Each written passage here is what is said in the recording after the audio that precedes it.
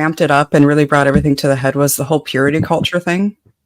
And me very deliberately and adamantly calling out the people that were telling me, you know, all of those things didn't exactly have sex lives that they were happy with. And so I guess it really called like everything into question. And I lumped it in with a lot of other things that they told me that I realized that weren't true, like Santa Claus. And, you know, not that they told me that as well as being it was just like it just got lumped into like oh, these are the fairy tales. I get it now. This is but Santa Claus is real. No, that's not what I said. I said that it got lumped into like those childhood narratives of things. Yeah, but it sounds like you're dissing on Santa Claus. Like what the hell? Like I'm not dissing I mean, dissing on Santa. I leave cookies out every fucking year, and I can't do that now because Santa doesn't. It don't ruin everything for me. My bad. You know. Yeah. This why women ruin everything. You know, he's ruined Santa Claus too. Ruining Andrew's childhood here live. Right. You're wrecking it. What do you mean that fat old guy was my dad? What the hell? Oh, that's terrible, man. That is just terrible. Okay. All right. So what I guess I don't actually understand purity culture, but maybe that's it's like a big deal in like the Pentecostal more parts of the things. And those are the nutcase, so that you know, grid one. They're the metalhead Christians. I've systematically gone through and broke down all of the sects, and I've kind of decided that, you know, non-denominational are like the garage sale Christians, and then you have your Baptists are like the potluck Christians, and Pentecostals are the metalhead Christians. There's always a mosh pit every altar time. There's different characters in the denominations, and I think Catholics are like the goth Christians. They're about drinking the blood, and so all right, Christians. But yeah, the purity culture that she's talking about are the loonies who are like, oh my God, you said a swear. Oh no, you said a swear. You did it. You need to be dead to the world. Yep. Yeah. You drank a cup of coffee. You smoked a cigarette. What the hell? It's all they're the over the top nutcases. What they do is they turn Christianity into a legalese instead of into what it's supposed to be. And so they actually pollute the message because it's not about purity that way. So but yeah, that's what purity. Maximum virtue signaling, basically. Yeah, well, in a way, I mean, some of them don't even talk about that publicly, but there's part of an institutional culture which is just like, it's bizarre. It's like, if you eat a double cheeseburger, you know what I mean? You're destroying the temple. They're just fucking weirdos. And it really, most of this has very little to do with Christianity itself. It's always the little cults which spring up within it. That's interesting. I to be honest with you, I guess I've never considered that because I guess lunatic. Yeah, I'm not a lunatic. Growing up, I grew up in a Southern Baptist church, right? I went to the same church for decades, and it wasn't unusual to see the men get together after service on Sunday and go have a beer together. And a bunch of them smoked. There'd be a whole bunch of them out there smoking, which is why I never understood anybody's problem with you smoking, Andrew. I was like, I mean, it's not like they were doing it. Well, they're just picking. They're just trying to pick something, right? Like, I guess so. What can we attack you for? There has to be something. You know what I mean? There has to be something here to attack you on. And so, kind of these prostitutes who, like I say often, they sucked 100 dicks and then reformed, and they're like, who are you to judge me? You smoke cigarettes. It's like, I feel like you're kind of equivocating a little bit there. I feel like one of these things is not like the other. Yeah. But, No, that seems accurate. Yeah, seems a little on the ridiculous side, but okay, fair enough. Having a Marlboro Red, and that's like swallowing a stranger's load, I guess. I guess that's what we're doing now. So, yeah. But that's all. It doesn't. Nobody has any legitimate criticism of it, honestly. Maybe some people who are like, I just wish you were a little healthier or something like that. But it's mainly just used as a criticism to say, well, who are you to judge me? That's really all it is. Who are you to judge me? Yeah. So what about the body is, because I hear this all the time when I kind of like, I've actually heard this in my chat when I've said, hey, I don't have a problem with Andrew. I don't have a problem with anybody smoking or drinking. I mean, it's their deal, right? None of my business. And I'll say, well, the body is the temple. And I'm, what's the answer to that, Andrew? What's the well, what does that mean? Does that mean I can eat it? Does that mean I can't eat a donut? Yeah. Can I eat a donut? Can I eat a double cheeseburger with bacon on it? By the way, can I breathe oxygen? Like, just the act of breathing oxygen is aging you. It's like but this is the legalese portion, and it's why I hate Protestants so much, right? Well, I don't hate them, but I hate some of the shit that they believe, and not all of them even believe this, right? But the ones who do, who are insane, what they do is they kind of pick out a little legalism, right? But they can never really define it. They can never really tell you kind of the ins and outs of the legalism. Just kind of like, well, if you can avoid bad thing, you probably should. Whatever that means, you know what I mean? There could be, for instance, I've asked Protestants this question. Let's assume for a second that you're in a lot of pain and you're in an area that doesn't have painkillers, is it okay to smoke crack? Right? Like, the doctor says, well, that would be the best way to keep him still while we do this surgery or something like that. Give him some crack. Is that okay to do? And they're always kind of like, well, yeah, in an extenuating circumstance, that's fine to do. And it's like, okay, well, then you gotta kind of wheedle down when these things become appropriate or when they don't become appropriate. And the truth is that that's why you should always look at these things as holistic, right? So inside of orthodoxy, the belief is that sin is a sickness and the church is the treatment. That's what the church is there for, is the treatment. They don't really focus too much on kind of the ancillary idea of, well, if you had 4 beers, then that was worse than 3 beers. And if you had 2 beers, that was worse than 1 beer, right? What they focus on instead is, what are the actions and movements that you're taking which are leading you to sin?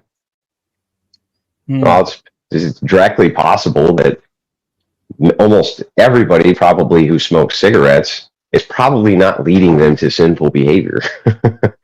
To be perfectly honest, right? But if you're smoking crack, that probably is, probably is. And so that's why you probably should avoid legalism. So it's just kind of not a good idea. And so we kind of tangle with Protestants on this. They don't really have good answers. You know what I mean? Because they don't really understand what that means. It's not the idea is not. I've actually heard Protestants say, drinking wine is sinful. I'm like, well, so Jesus was sinning. What are you talking about? Well, it's a different kind of wine, Andrew. Come on, you're splitting hairs. Or you can get the take that, oh, you can do some of these things, but they just can't be fun. If they're fun, then it's a problem. Then you're reveling in sin or something like this. They get really knowledgeable about it too, like about the whole turning water into wine, and they would say, "Oh, Jesus only did that because it was safer to drink wine than water at the time."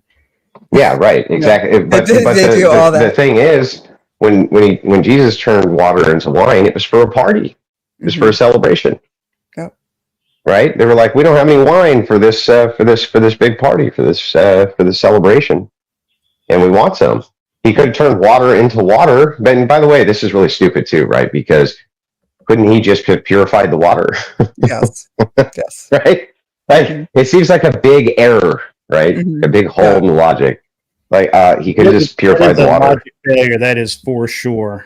Yeah. So it's just it's stupid, and that's why I just don't care. I mostly just don't care what they say, because I don't know who falls into it. Well, I do know who falls into it, but ultimately, I just kind of laugh at them because I think it's stupid. It's just stupid. It makes no sense. So, interesting stuff. We were talking originally about the patriarchy, and we had kind of gotten moved on into that, and I kind of forgot where we were now, because we've had so many different. We've got like a lot of stuff going on in my chat out there that apparently, I guess, Flow State had a show with your buddy getting his side of it and invited you, and I don't know what that's all about. I put it up there. I don't really care. Yeah, I have no idea what you're talking about. Well, hang on. I'll throw it back up there. Where is it? I don't know what. I don't know why it's being brought up here, but let's see. Here it is. There it is. Not really. I just heard BO's side. Andrew was welcome to do the same. I tagged them both, and it's like some back and forth going on in the chat about that. Do what? What side? The guy got the fucking retard got mangled, and that's the end of it. So hard. That's the end of it, right? So yeah. I mean, there's nothing more for me to do. Like, the guy was demanding it, and I was like, fine, go ahead and make me thousands of dollars while I completely eviscerate your stupid ass, and that's exactly what he did. So I consider the matter closed. Yeah. Okay. But we had talked about how in the patriarchy the word submit is really important, and we were kind of had some pushback on that, as always, with the idea of submission. Not from Michelle. I think Michelle kind of gets it, but some of the people in the chat were kind of pushing back on it. And yeah, Michelle's actually been very based today. Thank you. So her takes, but yeah, and I think she wants to. I think that eventually she wants to debate you, Andrew, but she's scared of you. So. I'm not scared of him. Debate me. I want to be his next open relationship meme. That's all. And I wouldn't fault him if I did. Wait. Are you in an open relationship? Oh yeah, I have an open marriage. And I know how much you love. Why? I know how much you love. Why? Why? I mean, just I want to. Okay. So is it both of you or just you? He could do whatever he wants, but it's mainly me. Ew. Yeah. So you see what I mean? I mean, come on, let's be reasonable here. So how can now you're going to put my head on your stickers? Yeah, but like, how can a man? This is an honest question for you. Okay, so, how the fuck could any man have self-respect if they let their chick fuck other dudes? I really don't understand how you can be a self-respecting man and allow that. They're probably not hanging their self-respect on the sex life of the woman that they're with. They're probably but from somewhere else. Yeah, but I think that for men, self-respect also comes from how your peers perceive you. Sure. And there's never ever going to be a time where the poorest kind of person born in Rwanda who has a wife that is exclusive to him is not going to consider himself to be more respectable than a dude who lets his chick bang other dudes, right? I mean, like, honestly, I could never envision for a second that wouldn't be the case. I can't rationalize how, and I've tried, because I've had many of these discussions, right? And I've never been able to actually rationalize how it could be that a man could have self-respect and do that. I don't get it. If I can attempt to steel man you, you're saying I don't understand how somebody can, let their wife sleep with other people and like it because somebody else somewhere that I don't know might think that they're better than me. Well, wait, he likes it too? Oh yeah, this is like a part like this So is why I say he's a cuck? So he's a cuck? I don't recommend this. This isn't for everybody. We do have particular kinks where it makes it work for us. I don't recommend this to other people. This is our thing. We are totally weird. Totally weird. Yeah, no, I get that part, but I mean, but he's a cuck, is what you're saying. Like definitionally a cuck. What's your definition of a cuck? So I would have, I think it's multi-definitional, but I'll give you kind of the most charitable that I can. The first is that you let dudes bang your chick. That would be a cuck. Or a person who unknowingly to them, raises another man's children because they were lied to about paternity. So the one gets at the root word of it. Sure. And then the other one gets at the commons word of it. And the reason that in the comments are calling, the reason in the comments they're saying that if you let other dudes hump your chick, the reason that would be cuckoldry is because the assumption there is you could again be unwittingly raising somebody else's child, right? That's why they would call it a cuck. So, So I believe the actual definition of a cuckold is somebody who has an adulterous wife. Adultery would be, you can define that as sex outside the marriage, but there is usually some sort of unknown factor. This is something that is very open between my husband and I, and there is no unknown factor. Before we opened our marriage, I had surgery. There are no children that are going to happen.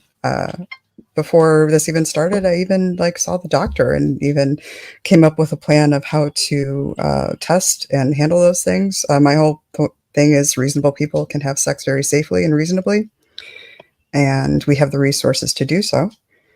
As for the slang term of a cuck is somebody who is just we covered the unwittingly thing. This is somebody who just let somebody bang their wives. Well, then strictly by that slang definition, then it's okay, it is what it is. But I don't base my life off of Urban Dictionary.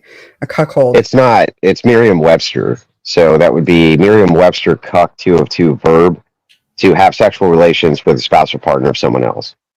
Okay. That would be a cuck. So strictly, yep. So that's not Urban Dictionary, right? That's and the reason that would be included is because all words have a defining to go into what the definition is. The definition is going to be the root, and the way that words are used in the commons are always going to refer to the root, right? Or where it begins, like frickin' for fuck, for instance, right? These types of things, they always have a root. But in this case, in the verb setting, it's to have sexual relations with a spouse or partner, and that is at least to Merriam-Webster. Now, I mean, you can be when you're talking about semantics and definitions. I guess you can kind of define it however you want. There's not much I can do about it, but I would say that it would be a really hard argument to make that in the commons when somebody says the word cuck that they don't mean dude whose wife gets humped by other dudes. Sure. And I wouldn't argue that that's not what that means. I say, okay, what is a cuck? And then whatever definition you're going off of, I'm not going to argue that he's not. If it is what it is. And how long have you guys been married? 12 years. How long have you been married again? I think pretty close to 14. I want to say, or more. I thought we were pretty close. It sounded like from where I've heard you. I don't ever fucking remember. I don't remember because I don't give a shit. Right? A long time. Yeah. At least over a decade. But I think I think like 14. Yeah. No, I don't ever remember any of that shit. I don't remember anniversaries. I don't remember birth. I do remember my two of my daughter's birthdays because they're very close to each other. But other than that, I always have to get reminded. But yeah, I think right around there. Okay. So, but how long were you in an open relationship? This one or any open relationship? No, the one that you're married. Lifestyle or just this marriage? Just this marriage. Just this marriage. I'd say it was always understood that it was going to be open, but we spent about 3 years establishing. I had another baby, and then after that, I'm not really interested in opening up. And it was probably about a year and a half afterwards that I had the baby that I said we should we should start looking to open things. Oh, gotcha. So, I mean, this lifestyle, this is not something that you'd want your kids to do. And I want my kids to, have the lifestyle that they want, and I don't think that's the direction that they're going. Like I said, I'm pretty weird. I openly admit that I'm pretty weird, and I'll even speak to the opposition that it's probably you're better off going that way usually. But what I want is for people to really set up the relationships that they want so that they can have the commitments that they need to have in them. I want people to actually start saying what they mean what they say, and stand by those things. And right now we're in a world where you can kind of bail out easily. And so you really need to establish what you want to be doing for the rest of your life. Okay. Well, let me get to the heart of why I have such a kind of disdain for this lifestyle, which is external to just the feeling of, let's say, disgust, for instance. Because you can just feel disgusted in anybody's relationship, I guess. It's not much of an argument, right? Mm-hmm. My problem is that anytime I've kind of engaged with what I would call degenerates, in this case, just to be completely honest with you, I consider this full-blown degeneracy, right? I understand. Anytime that I have, what I've learned is that if I reduce this, it's always the same thing. When you say I want people to have the kind of relationships that they want to have, what that actually means is that, full stop, you literally don't give a shit about sexual morality at all. An example of this: assume for a second, I got to do it, right? But assume for a second that there was a brother and a sister, and the sister couldn't have kids. Would you have any moral objection whatsoever to them having sex with each other? I don't know. I'd have to think about it. How come everybody always has to think about it? It is something we kind of ponder about, honestly. And we actually start, because I think sex is morally neutral between two adults. I think it could get pushed one way, the other. Like if it's two just normal adults that aren't in any sort of committed relationship and there's nobody else that needs to know about it, and they decide to go have sex, that they can go ahead and go do that. Now, if one of them's cheating, I think that pushes it the other way to an immoral sexual encounter. I think if why would that be immoral? What would make that immoral? Because it goes against whatever relationship boundaries the other person has set up, if it was understood that they were to be monogamous. But why should we adhere to any of those? Because that was the standard. That was the understanding that person entered in willingly with the other person, and now is then violating it. That makes it immoral. Yeah, but it's a subjective standard. So who gives a shit, right? Like, so if they go, well, you know what? I changed my mind, and I think that cheating is not immoral, so I'm just going to do it. Like, what actually? Then basically, he decided to basically end his relationship with the understanding it had at that moment, and decided to go against the relationship. Yeah, sure. But what would make it objectively? What would make that objectively immoral? I don't believe in objective morality. Right, you don't believe in objective morality. So there's no possible way that you could ever give a moral reason for why it would be bad for a brother to fuck his sister. No, I wouldn't give any objective morality to sex at all. Yeah, so, I mean, but you couldn't even give a moral reason, right? Even a subjectively moral one for why a brother shouldn't fuck his sister. Oh, I think I could definitely say it would be a bad idea. I could say it would ruin the type of relationship that they have, and the type of relationship that should be preserved that is also precious. Well, it could do that, but it also may not. Most likely would, but that's the case with open relationships, right? It most likely is going to fail. 95% of them do. Yeah, that's because monogamous people go in and play and fuck up their own relationships. Well, I mean, maybe, but if you're just going from the most likely scenario is that almost all open relationships fail. So if it's just most likely this is going to be a bad outcome, so you shouldn't do it, then you shouldn't be in an open relationship because that's most likely going to have a bad outcome, right? Right. Well, here's my thing. My whole thing on what you just said there with like 95 of them fail is just like, yeah, because 95% of the people are not open. They're not those people that actually belong in that lifestyle. What happens? Yeah, but I would just make the same argument for incest. The reason that most of those relationships failed because it's not the right brother and sister, but if it is the right brother and sister, it's going to work fine, right? Well, I wasn't really saying like that. It's right because it works. I was also weighing like an impact of what it would have on like their their lives and the current relationship. So I wasn't saying that it's wrong just because the relationship fails. I'm saying it's wrong because it's going to have an overall negative impact in their life. But so does having an open relationship by the numbers. It's the same criticism.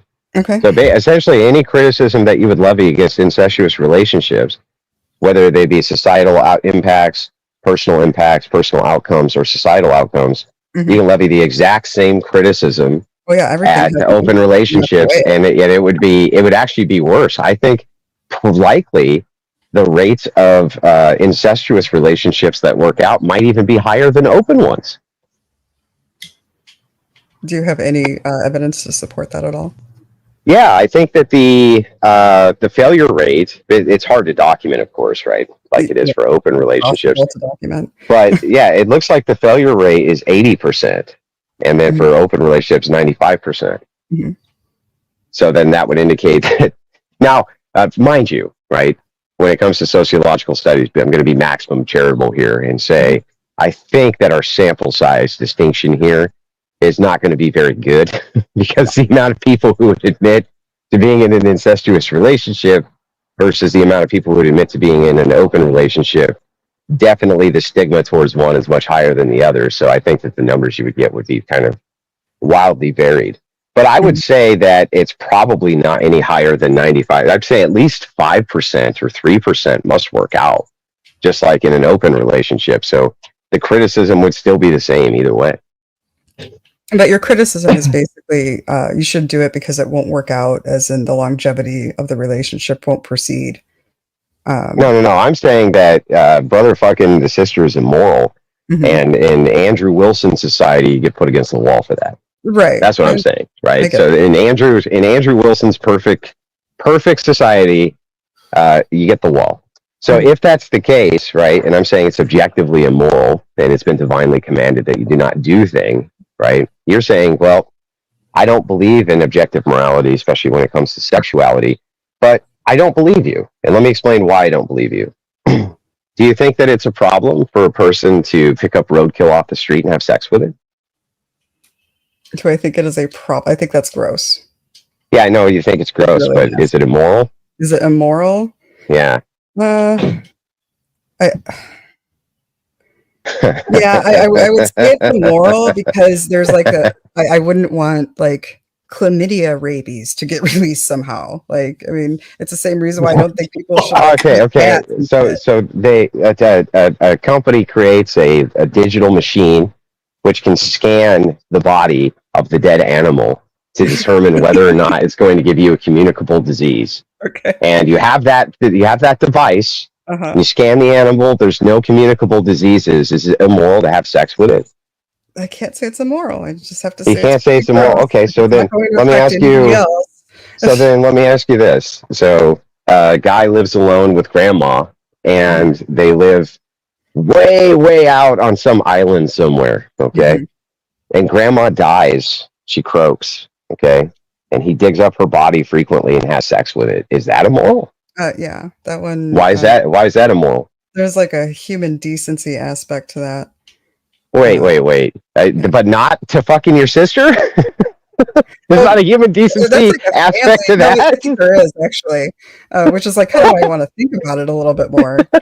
Because... I would say that there's a human decency aspect to fucking your sister or roadkill or a dead body, right? Yeah, and that's why we see things as gross. Like, there's actually a mechanism in our brain that sees like people doing other things like as like repulsive and gross, and like I can actually like open relationships. The thought of somebody fucking forking your chick. Hey, nurses don't think that people vomiting next to them is gross, but I would be hurling along with them. They do think it's gross, right? I mean, they would prefer not to clean it up. That's just part of their job. They still think it's gross. You can get used to something which is gross, but you're never going to lose the fact that you think it's gross. But in this case, what's really funny about this is it's like, okay, so if we then move to, well, there's something in your brain that tells you something is disgusting and you should follow that intuition because then it becomes a moral intuition, well, then it would still be immoral to be in an open relationship because most people objectively have an intuition that is disgusting. Okay. So like all of these roads lead to shouldn't do it, even from your worldview, right? Well, I don't necessarily think that people should do things because of my worldview. I actually think that people should do things based on their worldview. I don't think people should be policed on Oh. my sensibilities or So your you think I should be sensibilities. emperor of the United? You think I should be emperor of the United? Oh, I lost you. You lost him too, good one, right? Yeah. Okay, good. Just want to make sure. I think he's outside, so he may have walked too far away from his house. Okay. He'll be back. That was a great. Hey, by the way, I always give Andrew, when I stream, I give Andrew the link. So if he wants to come in, he can come in. And he chose to come in. So I did not set you up. No worries. No worries. No worries. All good. It was hilarious, though, that you said you wanted that I kind of wanted to debate Andrew. And then there's Andrew right there. Yeah, not exactly how I wanted this to go down at all. Like, I definitely want to be prepared and want to think about these questions. He's all off it's good practice. Huh? Yeah, can you guys hear me now? Sorry about that. I can hear you now. I'm gonna step away from the camera for like 2 minutes, guys. Just keep going. You guys are doing great. Yeah. So I was just saying, like if I were to declare myself unilateral emperor of the United States, and then all sexual deviants get put against the wall, obviously you would think that was bad, right? I'd be going against the wall. Yeah. But so I mean, you would think it was bad. So I don't think that you would just say, when you kind of make the blanket statement of, I think people should just follow their own morality. I mean, obviously, if that was me following my morality, you would not be for me following my own morality. You would want me to follow something more akin to yours, right? Your morality on other people. To do that, you just had to become emperor of the world. Yeah, but what's wrong with right now as we have it, we all actually do get to follow our morality. We already have the rules in society that we need to play by, and they are. No, you don't. Need to be of age. You don't get to. No, you don't get to do. You follow your own morality. I mean, you can't. You can't be like, I'm going to go out and rob somebody because I think it's moral. Can I just finish though? Like right now, we already have the rules of society that we have for sex, and they are that you need to be of age and need to be consenting, and you needs to be another human being. So we already have those set up. No, that's not true. So let me give you some additional rules that you kind of left out. If you fuck your sister, you go to prison. If you fuck your sister, you go to prison. If you fuck your father, you go to prison. No, in all states. It's illegal in all states. Rhode Island actually decriminalized it. No. In Rhode Island, you still actually can go to jail for doing this. You can't go to jail for hiding that you're doing it, but if you make a public declaration, you can still go to jail. You know what else? Here's some other sexual morality codes. For instance, you can't marry multiple people. That would be polygamy and bigamy. So it's like kind of this idea of, well, the way that we live right now is you can sexually just kind of do whatever you want, man, and no one cares. Well, that's not really true. The truth is, no, it's not true. You go to jail if you help your sister. You go to jail if you help roadkill. You go to jail if you help dead bodies. You go to jail for all this shit. Yeah, we definitely have our rules that we already live by in society. And the thing of it is I'm not breaking any laws. Like, until you're willing to come to my house, until you're willing to come to my house and drag me out by my hair and sew me to death, I don't care. Yeah, I'm already following the rules. Yeah, but you're not. I think you're kind of deviating here, right? Because if none of those things from your perspective are immoral, then shouldn't we decriminalize all of them? No, because we already have the objective rules for our society. Yeah, but so what? They're already set. If it's not immoral, then you're imposing. Like we have the things we're allowed to care about and are allowed to prosecute our neighbors about. Like, for instance, I don't care if my neighbors are gay, but I care if their music's too loud. But I don't care if they suck dick every Thursday night. Yeah, I know, but the thing is okay, I get that you have, you say I don't object to these societal laws, but here's the thing. It's very inconsistent to say this, because if you are neutral on sexuality, then if I say you can't hump your sister and I'm going to put you in jail for doing it, then I'm imposing my morals on you, which you just got done saying is bad. You just got done saying that's bad. You're imposing like the lawful order of our society, which was derived from my morals, Christian morals, derived from Christian morals that you can't help your sister. It's definitely imposed on people. You wouldn't be able to have sex outside of marriage. Yeah, so there are limits which secularists have fought back. But by the way, right inside of the United States Army and military forces, for instance, it is against the law for you to step out on your marriage. In some states, it's against the law for you to step out on your marriage, right? There is an imposition of will. So the question is why would you be okay with a brother humping the sister, but also be okay with me imposing my will that they can't? That's what's inconsistent. Why would I be okay? Because you're not imposing your will. You're not saying you can't do this because I said so. You're doing this because IL section 638.28 says you can't do this. You mean that section of the law that came about because some guy said, no, you can't do this because I'm going to put in this law based on my morality that says no? No, it was an elected law that had to be voted in.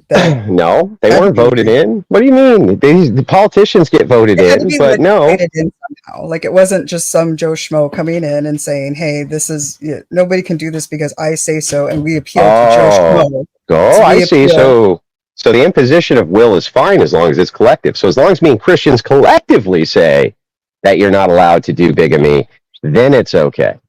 As long as there's a collective of us. You said as long as Christians say that? Well, Christians aren't writing laws. Yeah, so if Christians get together, let's say, and they go, well, no, on the polygamy thing, we're not going to allow it. We're going to impose that sexual morality just like we do on you having sex with your sister, right? And as long as we collectively agree and we collectively write a law, that now becomes moral? No. And that's because the Christians wouldn't be writing those laws that we all have to abide by. Now, if they say we're not marrying polygamists in our church, then that's weird. Fine. Well, that's weird. 40 years ago, I'm sorry, not 40, 50 years ago, 95% of the United States identified as being Christians. So if that's the case, then Christians were electing Christians and Christians were writing the laws, which all the non-Christians had to follow. How long ago did you say that was? I want to say 60 years, sorry. 60 years? Okay. Mm-hmm. Yeah, this was before or just around the Glass-Steagall Act, right? So maybe my dates are a little off, but pretty close. I think it's pretty close.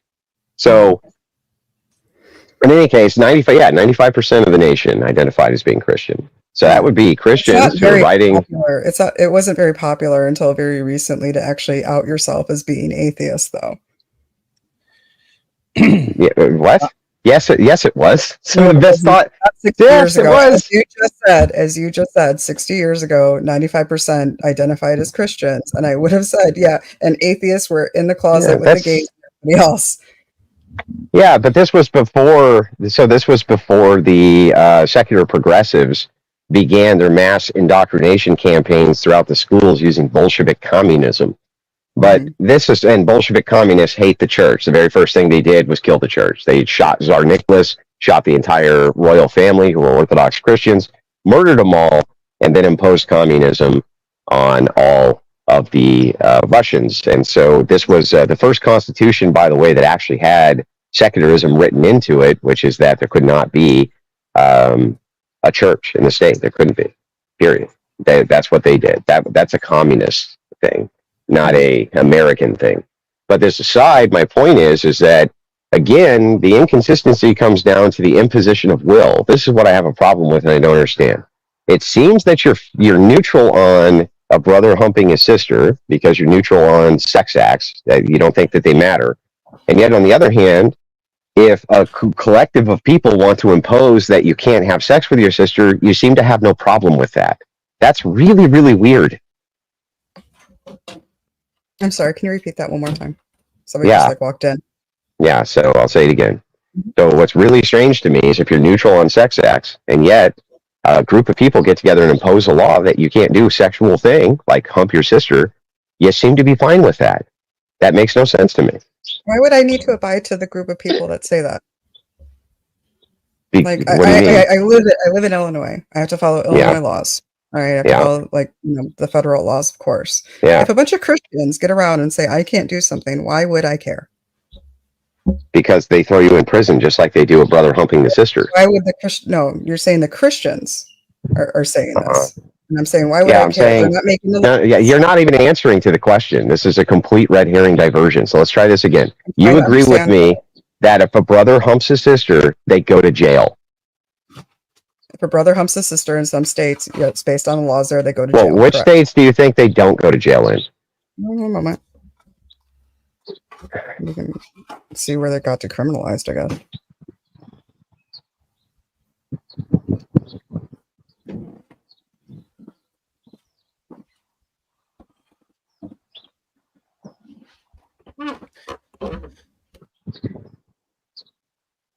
Thanks for coming on, Andrew. A little light energy for the day is great.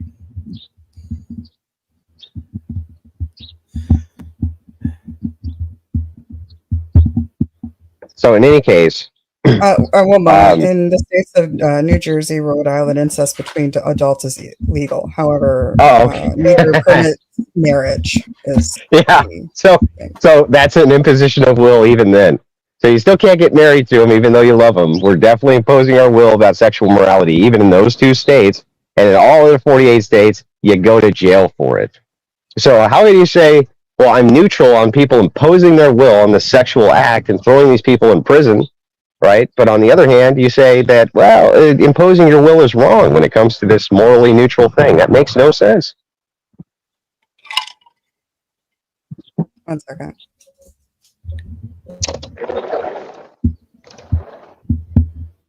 I'm sorry, I have my kids coming into my room. Just give me a minute, all right? Okay. Yeah, no worries. So, Andrew, you having a good day today? Well, yeah. I mean, starting off the morning with an incest argument is always my idea of a good time. Well, I mean, what was funny is that when I brought her up we had a great discussion the other day, and I brought her back, or she came up today, and we were just going to talk just random stuff, and she's like, I really want to debate Andrew on this topic, and I'm like, well, okay, make sure you're ready, because this is like where he's at, And she's like, oh, I'm really worried about becoming as another meme, and I'm like, well, I don't know. Andrew matches energy with energy. I wouldn't be too worried about it. Just stay cool, and Andrew will match that energy. And then you appeared. Apparently, we said your name 3 times, and you appeared, which was great. It's awesome. Well, this is my little hangout stream, right? I like to come in here and hang out when I don't have a ton going on. I'm enjoying the sunshine. I can come in and hang out, right? Yeah, have a little light discussion, a little warm up. Yeah. I don't think that this was brutal at all. It just kind of I think explaining this the isn't positions. Brutal at all. Not at all. No, Sorry. I don't think so. Yeah. So let me ask this again, just so you understand. I was about to try to steel man your position and go ahead. You go ahead and steel man it. Yeah. All right. So your position is that I am inconsistent because I am neutral with sexual morality, but then when people do in fact impose sexual morality on me, like the state, I'm okay with it. Is that essentially what you're telling me? Well, and also that there was the idea that it's morally wrong to impose, you said to impose your will on sexual morality. So that was your position. So the complete steel man would be, you're neutral on sex, on sex acts. Okay, so we've established that that's true. Mm-hmm. And then we move to B, which is it's wrong to impose your will on people conducting sex acts. To C, which is then, okay, well then how come we impose our will on people doing all sorts of sex acts now, and you don't seem to give a shit? Well, it's just because those are legal and those are the status quo, and it takes me a long time to get off of the current status quo of those laws. Right. So then you would reform it in all 50 states so that incest was legal? I think all 50 states will eventually get there to where adult incest is legal. I think that will happen and eventually pass status quo. And is that your preference that it does happen? Not particularly. Why not? I don't care. I care much more about my sex life and what I like to do. So, I mean, if adults want to do what adults want to do, I kind of don't care. Right. So I mean, when you say not particularly, though, you wouldn't want there to be an imposition of the will of other people on somebody's sex life, right? I mean, I can definitely think it's a bad idea. But then that opens you up to the same criticism of, I think open relationships are a bad idea. Yeah. So I'm just like, it totally, well, not just hypocritical, it's actually inconsistent. I don't care about hypocrisy so much, and here's why.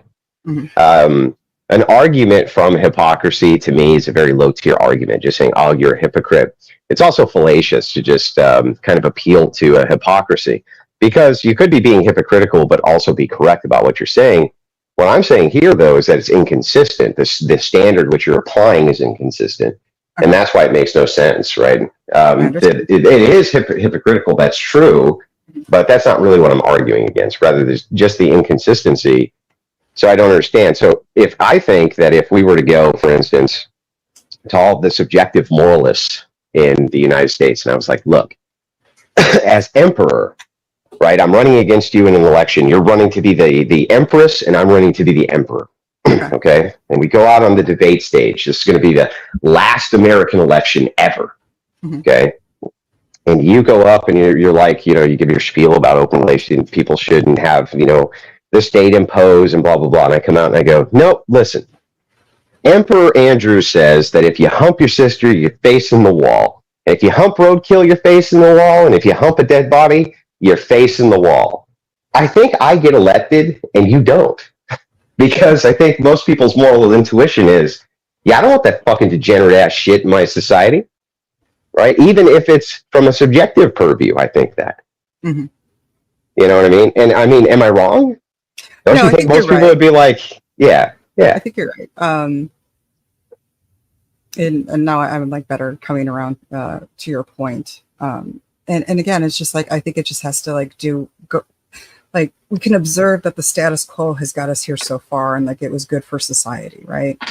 Yeah. And so when I say like it takes me a long time to move off the status quo, like I'm considering the fact that like those rules that we have currently, those like basic rules that kind of allow us to do what we want, save for those few things, got us to a functioning society, in that we are, not.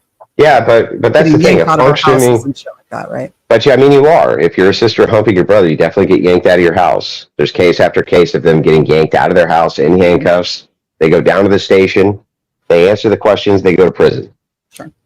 I mean, they're definitely getting their doors kicked in, right? It's just that nobody gives a shit as long as we're imposing on the sexual morality, which they choose to not participate, and we don't do it in the sexual immorality that they choose to participate in. That's why I have a big problem with this. The inconsistency is so over the top that it's hard to even for me to rationalize that people can rationalize it, if that makes sense to you. So, for instance, do you believe in the idea of female narcissism? Yes. Great. So then I got to ask you this question. Assuming that it would make for society just to become a little tiny bit more stable, just a little bit, maybe just your neighborhood, right? Or 2 neighborhoods, or let's say 5, but that's it. No more than 5 neighborhoods. It would make 5 neighborhoods a little bit more stable if you didn't have an open relationship. Would you stop it? Would you stop having one? Not even a little. Okay. What if it would make the United States a lot more stable if you personally stopped having an open relationship? No. Would you do it then? No? Yeah. So then the thing is what I gather from this, and this is basically all degenerates I talk to, is that they're fucking selfish, right? They just really don't give a fuck about anybody but themselves. And so when they kind of make these broad appeals to the stability of society and how they want society to actually be stable, and is the kind of the most stable system to just let everybody engage in whatever sexual impropriety they want. If you offer the counter that even if the opposite was true, would you then do it? They still say no, which makes me think they don't really give a fuck about the stability of society. They only care about them. No, we didn't cause the stability of society. We are a side effect of a stable society. Well, so you're the instability element? No, we're not the instability element. We are a side effect of society being stable. When we don't have to care about if our water is clean, I get to have an open relationship. So. Yeah, but I mean, society is definitely not stable right now at all. It's the best time to live than there ever was. Says who? You don't want to go back in another time. Yes, you definitely. There's many other times which probably would have been better to live in. Yes. What time do you think is a better time to live in than today? Probably 1962. Probably 1973, probably 1973, probably 1959, probably 1930s, 1940s Italy would have been pretty good. If you love your family, you wouldn't pick any other time than today. Why? That's bizarre. Because you want the resources from today. It's not that you don't. You had plenty. You had tons of resources. What resources were you lacking in 1962? If your child had cancer, you would want the oncologist from today. Your child. Hang on. But the rates of cancer were far removed lower. You just couldn't find them because you didn't have the testing that you have today. No, it's not that you couldn't find them. The society was not sicker. There was far less mental illness. There was far less of these types of cancers. Yeah. Let me ask you a question.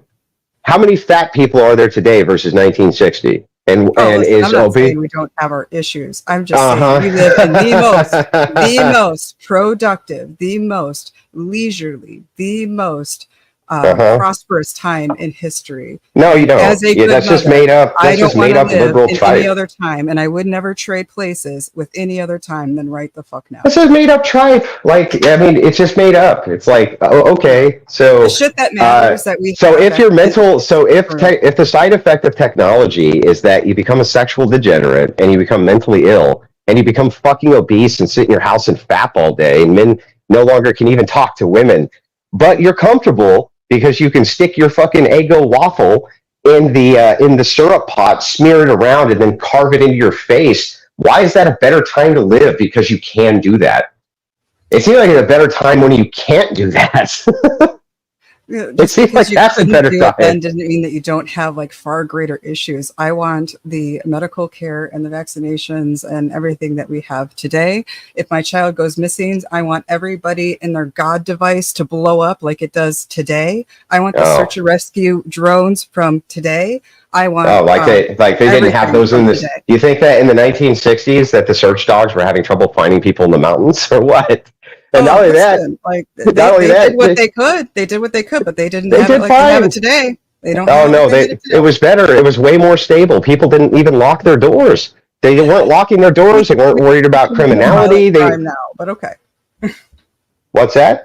I said I'm pretty sure we actually crime is like on a downtrend and we commit less violent crime. That's because abortions are on the uptrend. And so if you look at the elements of minorities in massive major demographic areas, they're decreasing through abortion.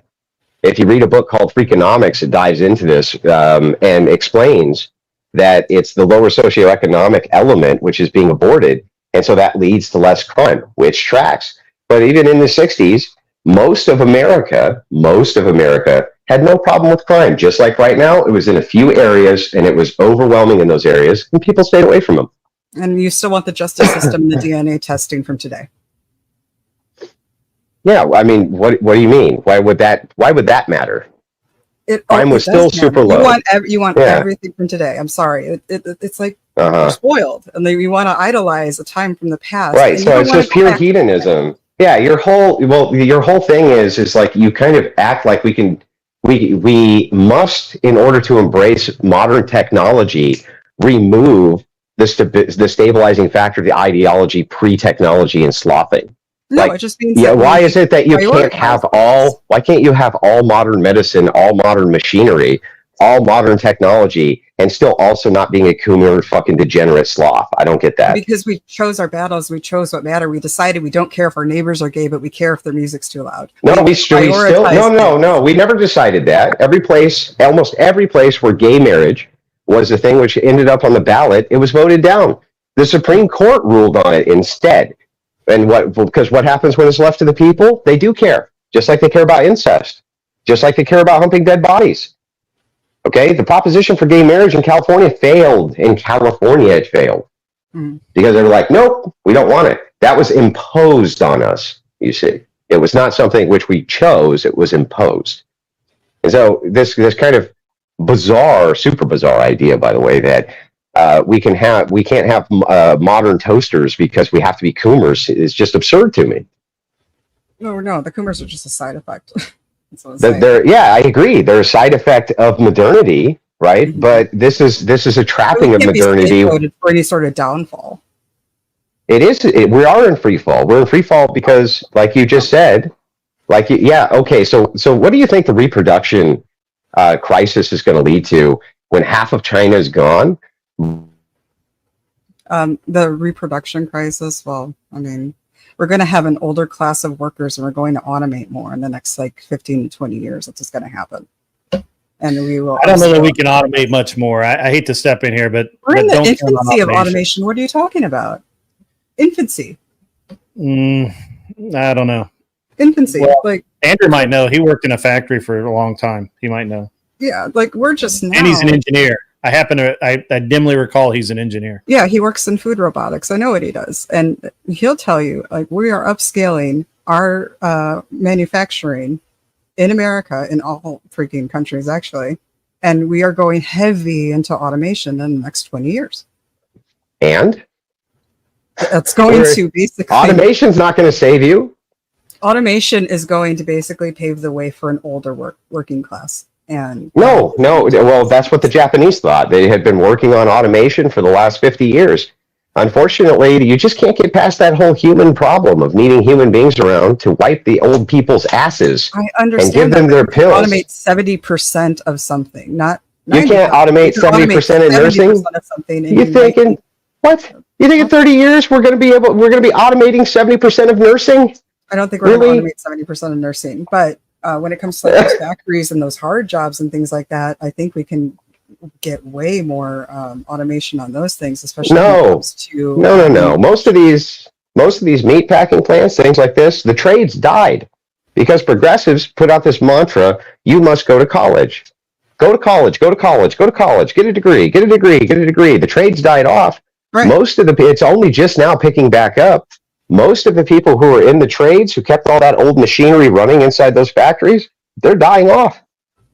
They're dying off. And no automation. Your best welders now are going to be your best QA guys when there's more automation. That's what I'm saying. Like, no, what I'm saying is that there's not going to be an automation the way that you think of it. It's not possible. Logistics don't account for allowing 70% of things to be automated. Well, I didn't say we were going to get to 70%. I was saying, like, in theory, you don't try to automate 100% of something. You try to automate like the first 50 to 70% of something to make it easier for somebody else to do. If you remove 60 or 70% of the world's population because you don't reproduce, you're still going to have all of those jobs done. You're still going to need to have all that timber cut. So you're going to need to have all those roads paved. You're still going to need to have all of those things. And it's not scalable because what happens is when you take one person and you add another person to a labor pool, it doesn't double your work output, it quadruples it. So it's all gloom and doom because of the birth rate. All gloom and doom. Well, the cooming, it's all due to the destruction of the independent family unit. Yes, that's why the reproduction. Fear mongering when I hear it, and I don't think the world is going to collapse because the birth rate is going down. What's wrong with having I don't know, like 1920, like 1920 so much? The major fall of almost every major population on planet Earth has been due to population collapse. Almost all of them. You run out of people, and the ones who are left don't reproduce. What's that? Go ahead. I didn't hear what you said. I said population collapse is what has led to the extinction of more populations. Like, for instance, let's take the Native Americans, for instance. Okay? When the Native Americans got their population reduced by, 80% due to smallpox over 200 years, this could be equated and akin to them just not reproducing at the rate of 80% for 200 years. Do you think that Native Americans have a healthy population or a less healthy population? You're really talking about Native Americans got genocide out? Like, seriously? And then blaming it on their population? Like, they weren't having enough babies to sustain themselves when they... Really? No, what I'm doing is I'm giving you a basic math formula, and your incredulity is not answering to it. Okay. Let us assume for a minute, right, as you make your argument from incredulity and go, really? Really? Yes, really. So, really, what happened is over the course of hundreds of years, due to a foreign contamination, not a mind virus, but a physical one in this case, it led to a mass die-off of this huge population. The ones who were left over were so small in number that they could not reproduce rapidly enough to ever build the population back up again. Even now they can't. There's too few of them. right? You have to hit a critical mass. So you can, now let's juxtapose a different contaminant. This now is a social contaminant. And the social contaminant leads to the same amount of natives just simply not dying. They just don't reproduce. You end up with the same population collapse.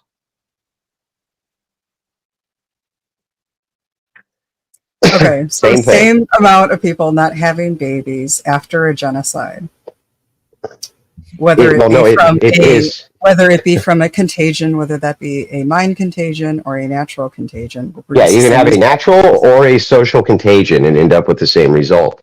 Okay. If you have no children and you die, okay, versus you could have had children and you die, the result is still the same thing, right? No children. Mm-hmm.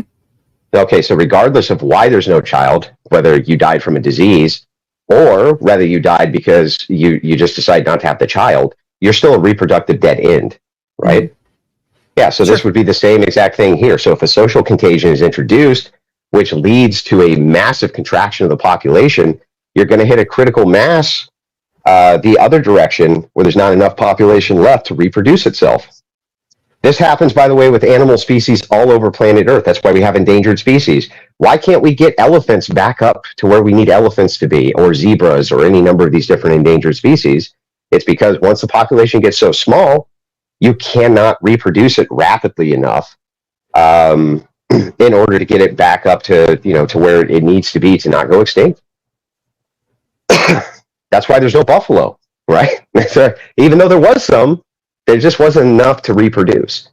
Mm-hmm. So this is a huge problem, right? Human reproduction's never had this issue.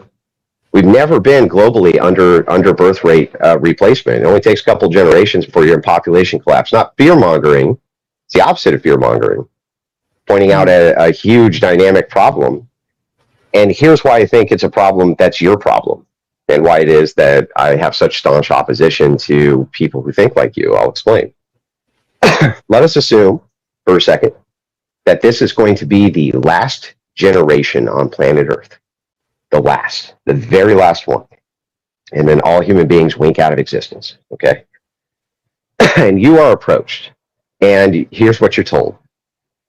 We can either introduce a small amount of discomfort into everybody's life, okay? And then the human species will continue. Or this is going to be the most comfortable humans will ever live again forever, but this will be the last generation of them. Which would you choose? I'm definitely taking that comfort route. You're definitely taking the comfort route, right? Mm-hmm. Yeah, and so the thing is that what it shows me again, over and over and over, is that the continuation of humanity doesn't matter. You just kind of have the mindset of, give me that shit. And so the Christian ethic is to create cross-generational wealth value and create cross-generational stability. That's what we're supposed to do. We're ordered to multiply and take care of our offspring, set them up for good lives, et cetera, et cetera, et cetera. Right? But our primary edict is that we're supposed to multiply and have families and continue the human species, right? Almost at any cost. Whereas yours is like, well, I don't know. If there's a slight amount of discomfort, let's just let them all fucking wink out of existence. Fuck them. It's just like, you can see from my end that is pure unadulterated evil from my perspective. Yeah, I see where you're coming from for sure. I just don't think that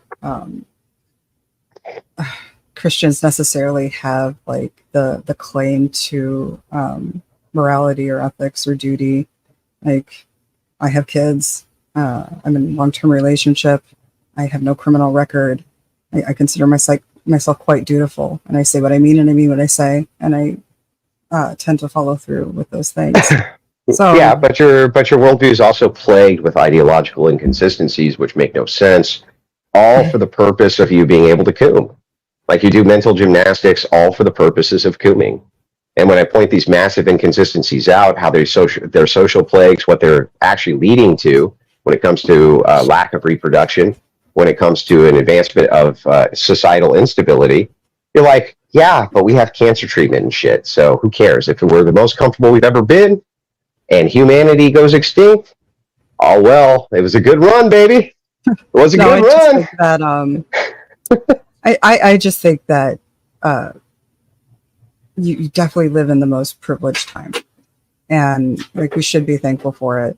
And like I just don't buy the whole you would want to trade it. I don't think like you're a good parent if you want to like, you know, move your kid back to where they can get polio. It's just dumb to me. Like I don't understand why you bifurcate for today. It's such a bifurcation to have to imagine that I can't have a polio vaccine and also not have a degenerate society. I don't know. like the two are mutually exclusive. Well, do you really want to go back to when you were a kid had? Degeneracy has been ubiquitous all throughout history. Can you point to me a time where like there hasn't been degeneracy? Well, I can point to you a time. There was definitely some degeneracy. I can point to you a time right this second where degeneracy was definitely kept under control by the power of the state and the will of the people. Yeah, absolutely. In the 60s, being a homosexual was against the law, right? It was against the law. And the sexual revolution from a bunch of feminist lunatics who decided that a nuclear family, which was the backbone stability, are you trying to say that if the nuclear family had continued and we had the state had only promoted that instead of gays and lesbians and open relationships and all this other shit, are you saying that we would be technologically regressive? No, I'm not saying that. Yeah, of course not. It's ridiculous. So the truth is that had that been promoted, right, I think we would be even more technologically progressive and have a more stable society absent degeneracy. No, I don't think you can scapegoat the degeneracy. When we decided to not focus on gays being gays, you get revolutions of your own. And no, what revolutions? We put more of our energy. We put more of our energy into scientific, advancements, and we stop caring about if our colleagues, what religion they practice or what they do in their off time. Yeah. The scientists can work together. So yeah, our tolerance of other people in different lifestyles does help. The scientists in the 60s who were flying to the moon, yet now in modernity say, well, we lost all the technology. We can't get back there. We can't get back there. They had this society that was filled with all these oppressive, hate-filled lunatics who oppressed degeneracy and yet made rocket ships that flew us to other planets. Oh, yeah, they did a lot. Nuts. I'm not saying they didn't. I'm just saying, when and we I'm don't sure that had degeneracy, we can actually accomplish more. Yeah, and I'm sure that all of the elderly people who are walking around with their mouths, what the fuck happened? This place used to be great. Those people are just lunatics. We lost what you said, Andrew. Yeah, I said I'm guessing that all of those elderly people who are walking around with their mouths open going, what the fuck happened to this place? It used to be pretty nice. And then you fucking destroyed it. What's with all these gays everywhere? What's with all these feminists everywhere? What the fuck is this bullshit? Well, those guys were alive. They were alive. The next generation is doing a shit job. That's cope. That's cope. And it's unprovable cope. I think that the sky is falling and that everything is going down and that, the population is falling, then usually that's pure cope. There's people who are alive today, who were alive then, who objectively say it was better then. Okay. Objectively. It means like, they're getting old. Everybody thinks that when they're just getting old. Okay. Yeah, they're just, and once you get old, the good old days, nothing speaks to the good old days but a bad memory. Isn't that like hang on. You get dumber with age, huh? And you get smarter with youth. I think that actually is true. You do kind of lose yourself. You do? You get dumber with age and smarter with youth. A bunch of 20-year-olds should rule society and all of the... Yeah, okay, that's ancient. There's a difference between somebody who has dementia and somebody who's 63 years old who's seen a lot in their life. Okay, you think that clearly yeah, you think that 65-year-old men are less wise than 20-year-olds? Yeah, 65-year-old men are dumber than 20-year-olds. No, that's what? Not true. But like the time frame that you're thinking of, like my grandparents, let me think when my grandma was born. I think it was 29. She was telling me about making herself lard sandwiches for school. I give my kids Go-Gurts and Lunchables 5 days a week, and you can bet I would sign up for that shit all day long and twice on Sunday. I'm giving my kids Go-Gurt and Lunchables, and I'm not making them large sandwiches. I'm sorry. Why I don't not? believe you. I don't think you want to. Why would Go-Gurt and a fucking processed lunch meat be better than a large sandwich? What? It is. No, it's not. Your kids eat meat every day. You don't want to go back. They don't eat fucking Go-Gurt every day. And yes, my kids eat mostly meat in their diet because I want them healthy. And you don't want to go back. You don't want to go back. What do you think lard is? Lard is meat. Lard is meat. Lard is fat. Lard is fat. You fat from what? It's fat. It's not meat. From what? Not protein. Well, where does fat come from? Where does lard? It's not meat. Where does lard come from? It is fat. It's not meat. From what? It comes from an animal, but it is not meat. Yes, it comes from an animal. Not the same. And what are animals made out of? They're made out of lots of things. They're made out of meat. They're made out of meat. But you cannot pass off a lard sandwich and be just like, here, it's good for society. No. You think? Oh, because your grandmama had to eat a lard sandwich once? Yeah, my and God. I would never give my kid a lard sandwich. Yeah, they get Go-Gurt. They get processed garbage, which is why the obesity rate 60%. Hey, you know what? My kids are fed and they didn't eat lard, and they're happy.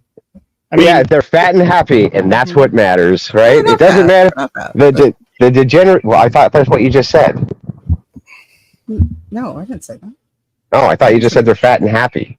Oh, I was like, no. If I did say that, I say that shit all the time. I'm done. Yeah. But I'm just saying, like, okay, I don't think that the Go-Gurt and the processed lunch meat is a good reason why we need to have Coomers. Okay, I don't think so. I don't think it is. It's a result of the Coomers. It's not a result of the Coomers. It's a result of still people reproducing and having families. Those are the inventive people. Those are the people making the money. Those are the people propelling society forward. Where's all of our open relationship politicians who are letting people bang their wives? They don't exist. Yeah, I don't want them to either.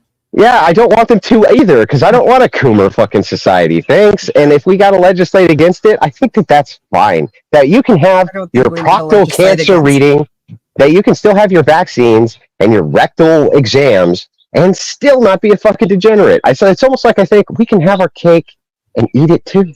No, you have to put aside the things that you need to like not care about, like your gay neighbors, to get to this point in society that we're in. Yeah, but I do care. And you don't. I do care about degeneracy. Yeah, no, because you're only making it appeal to technology. Why can't we go back to a worldview? Why do we have to eliminate technology to go back to a worldview? That makes no sense. I pointed this out 50 times. Like, if I believe in Platonic forms, does that mean that I reject cancer treatment? No, that's insane. It does mean that you don't want to go back. That's literally insane. It does mean that you don't want to go back. No, it doesn't. Go back to what? Go back to other technology that's not as sophisticated? Sure, but that has nothing to do with worldviews. Okay. Like, my worldview is not going, well, you know, in order for us to have all this great technology and video games, you know, you gotta let dudes fuck your wife. I don't think that those two are equatable in any way, shape, or form. No, but you did say that, because if I made an imposition, yes, you did, because if I made an imposition on society, well, then what are we going back to then? Are we going back to an ideology? I was simply saying, given the choice, you would never go back to that time. And you're saying, well, I can have my cake and eat it too. And I think we can legislate all the degeneracy away. We can have our cake and eat it too. And I'm saying, good fucking luck with that, because we're all too comfortable here. And you don't actually care if your neighbors are gay. No, I do care.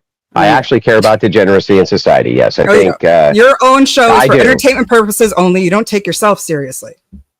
What do you mean? So are you saying that because I can? Cared so wait, I could be. You would have some sort of political lean, or you would have some sort of religious mission, and you don't. Your show is for entertainment purposes only. You do fearmonger. You do overshoot things, and this is for entertainment. We are not. I'm sorry. Seriously. I'm sorry. That's super weird. The president of the United States, Donald Trump, is super entertaining, right? He's not the president. Okay, but he was when he was the president. Right, and hopefully he will be again after doddering fucking Biden gets the fuck out of there. Worst debate performance in the history of mankind, by the way. Was Donald Trump super entertaining, or wasn't he? No, he was pretty entertaining. It was pretty entertaining, but wait a second.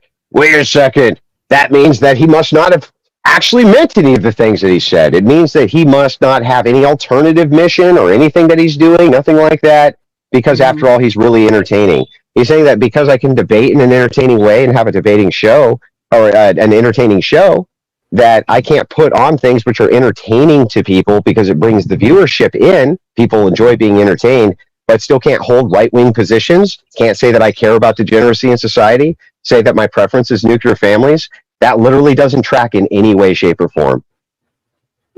I mean, it is for entertainment purposes. I don't think we should take you actually that seriously. I think we should take anybody who allows their wife to get fucked by other men far less seriously than you should take me. That's what I think. That's fair.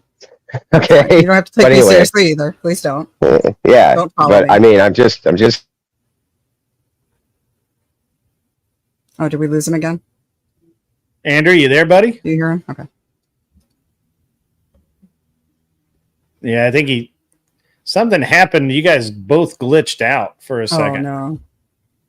And then when you came back, your avatar came back, but his didn't. So I think he's slowly. No. Just as a point of fact, though, large sandwiches are actually healthier for you than anything that you're feeding your kids. I'm sure they are. That wasn't the point. It's just, I just want to where we are in society. It's like, yeah, no. My mother, my grandmother had to scrape lard to make her sandwich for school. It's like it's not who we are anymore. Yeah, there's actually as a point. I mean, it's just a point of fact that they are. Actually, Oh no! I mean, I went camping once and I ate a can of Spam. I was like, oh my god, it's the end of the world. I better go coom. I gotta coom my eyes out. I ate a can of Spam once. It's over. It's over. I'm going right now. I'm going. Where can I find a local gangbang? I gotta look this up real quick. I ate a can of Spam one time. I'll look one up for you, Andrew. It's okay. I'm sure you would. You need a glory hole while you're at it. I don't know. That seems to be more your department than mine. Just saying, a little bit more in your department than my department. All right, no problem. So anyway, I got to get going though, guys. Appreciate the convo, and you have a good day. I really appreciate you, Andrew, and that was a great back and forth. All right, guys. Appreciate it. You take good care of yourself. Andrew. Yeah. Bye bye. I bet those glasses make you see better.